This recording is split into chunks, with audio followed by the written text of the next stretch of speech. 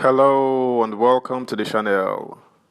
The ruling All Progressives Congress APC National Working Committee NWC met today as decisions continue to be hard on who becomes Nigeria's next Senate president.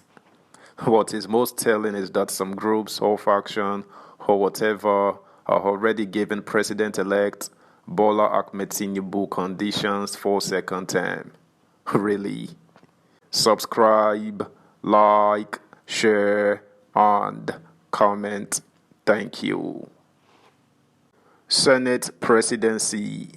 Negotiations, intense lobbying among contenders as NWC meets. After some lull in political intrigues since the completion of the general elections in March, next month's inauguration and election of principal officers of the 10th National Assembly is another crucial contest Nigerians are anxiously waiting to see how the All Progressives Congress APC and the President-elect Bola Ahmed Tinubu will unravel. While some stakeholders have cautioned the ruling party, especially Tinubu, to be careful not to allow a repeat of the Bukola Saraki 2015 scenario in which the former Kwara State governor emerged as the Senate president against the wish of the party and his deputy Ike Ekweremadu of the major opposition People's Democratic Party PDP emerged as deputy Senate president, others have expressed concerns that senators from the northern zone of the country may play a smart game to outwit the southern lawmakers in the contest for the leadership of the upper chamber. The concerns were expressed considering the ongoing campaigns among lawmakers who seem to have jettisoned the principles of zoning and the National Assembly's practice forbidding newly elected legislators from contesting for principal offices. The usual situation where only the ruling APC and PDP dominate the legislative arm of government has also changed. For the next assembly, though APC controls the majority with 60 lawmakers and PDP with 35 seats, Labour Party LP and New Nigeria People's Party NNPP are now forces to be reckoned with as both parties have 8 seats each, while the Young Progressives Party YPP and All Progressives Grand Alliance have 1 seat each. Ahead of the crucial APC National Working Committee NWC meeting scheduled to hold today, Wednesday, in Abuja, the party may be upset again by something similar to the Saraki scenario if it fails to take a decisive position on the zoning for principal officers.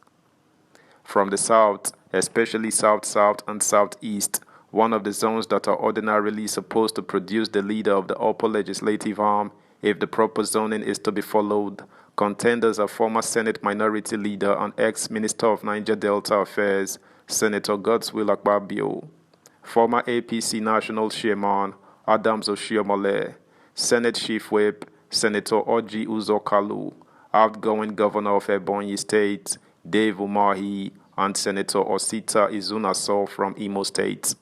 Meanwhile, aspirants from the south have a big hurdle to cross from the rank of top contenders for the Senate presidency from the north, which include the current Senate President Ahmad Lawan, Yobe North, Ali Ndume, Borno South, Jibrin Barau, Kano North, and Mohammed Sani Musa, Niger East.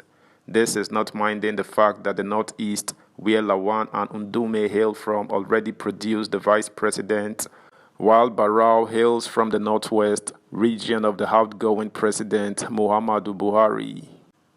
Over 39 of the estimated 58 senators-elect across various political parties in the north have resolved that their region must produce the Senate president, and unless the APC leadership puts its feet on the ground to decide where the pendulum swings, the north may get the seat against the desire of the south, since election is a game of numbers. According to an inside source, northern senators are not comfortable with the leadership of the Senate coming to the south, since Southwest had already produced the president. These, according to the source, will cede too many democratic powers to the south at the expense of the north. That is one reason the north will do everything possible to retain the position. The senators-elect are insisting that the North deserves the number 3 position in the country because the region delivered the highest number of votes for Tinubu in the February 25th poll. They have also concluded arrangements to engage their counterparts from the South on the needs to support their aspiration. Looking at the permutations ahead of the lawmakers' inauguration, the South may go into the election at the mercy of the North. For instance, some of the senator-elects aspiring for the Red Chamber's highest seats, like Oshiomhole and Umahi, are new entrants who may possibly lack the political strength to contend with their fellow Northern counterparts. Again, the aspirations of Akpabio, Kalu, and other Southern-ranking senators in the contest may be threatened by court cases. The South may also have issues producing the Senate president due to the ongoing face-off between the South-South and the Southeast regions. While the Southeast is saying that since it was deprived the opportunity to produce the president, it should be accorded the privilege to take the Senate president, the South-South is insisting that the last time it produced an occupant for the number 3 seat was in 1979 during the Second Republic. Subscribe, like, share, comment, and please turn the notification bell on. Thank you. It said the Southeast region has had its chance to produce not one but over 3 different Senate presidents. Also to be considered in the contest is the religious backgrounds of the president-elect and his vice, who are both Muslims. Some analysts believe that the leadership of the National Assembly, Senate President and Speaker should be reserved for Southern and Northern Christians to create religious balance at the national level.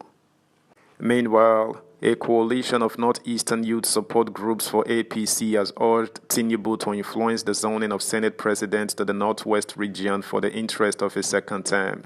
Spokesman of the group, Yakubu Bachir, during a press conference yesterday in Yola, Adamawa State, said that the Northwest region gave Tinubu the highest votes to win the election. The 2027 presidential election should also be considered when choosing the next Senate president. There is a need to compensate the Northwest region with the seat of the Senate president due to the votes and support garnered from the region, he stated. The group, which is drumming support for Barrow, representing Kano North Senatorial District for the 3rd time, pointed out that the Northeast has taken the vice president, the North Central as national chairman of the party. Therefore, the entire Hausa Fulani population of northern Nigeria are left with nothing to show for their continued loyalty and unflinching support for the president-elect and the APC. That's the news, guys. Thanks for listening. Until next time, bye.